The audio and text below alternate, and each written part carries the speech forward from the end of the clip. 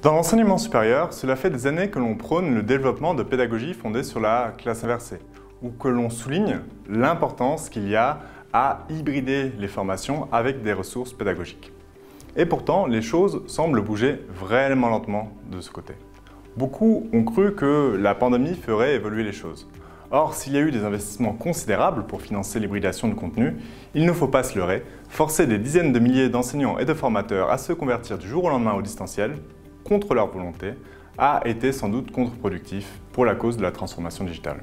On a fini par créer un amalgame entre hybridation et création de vidéos pédagogiques, ou entre hybridation et cours donnés en visioconférence, typiquement sur des outils comme Zoom.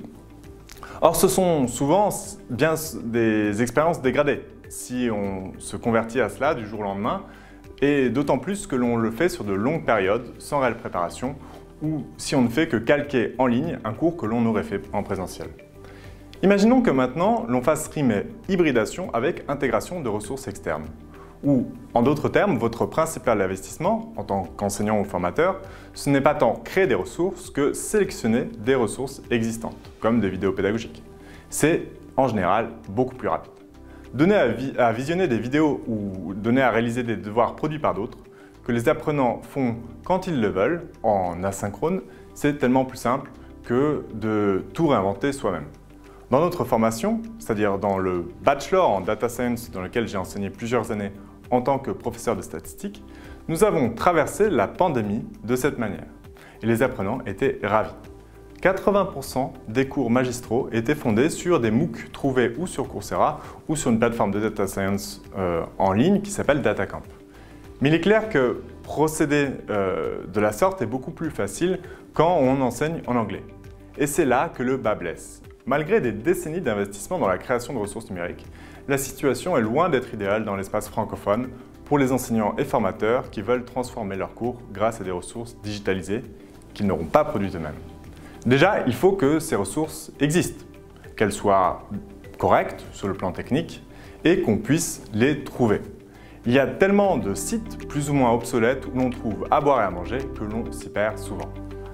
L'espace anglophone est malheureusement bien mieux organisé en général.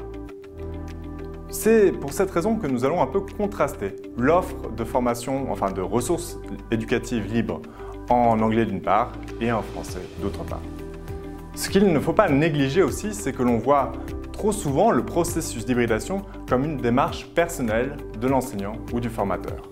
Certes, les démarches personnelles peuvent faire bouger les choses à la marge, mais si l'on veut faire changer les choses de manière systémique, cela ne suffit pas, il faut penser politique institutionnelle.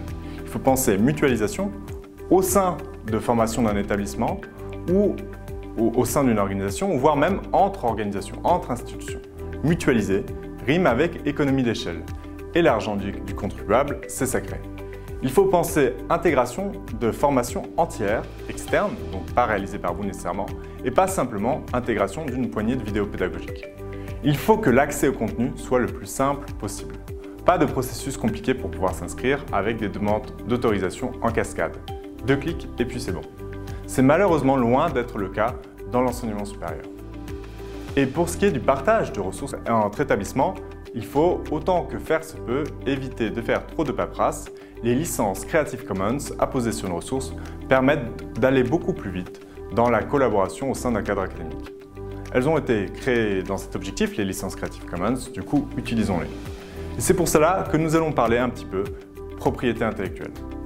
Pour résumer, il faut commencer par bien connaître les ressources que l'on peut ou non hybrider et apprendre à partager son propre travail et à réutiliser le travail d'autrui. Dans ce cours, nous explorons ces différentes problématiques. Nous apportons un point de vue relativement personnel sur la question d'hybridation, issu de diverses expériences dans le domaine. Et c'est un point de vue sans doute un petit peu militant en faveur des licences libres. D'autres formateurs ou enseignants n'auraient pas eu le même point de vue en venant d'un autre parcours. Donc libre à vous de compléter notre propos par vos propres réflexions sur la question. Les forums et les réseaux sociaux sont faits pour cela.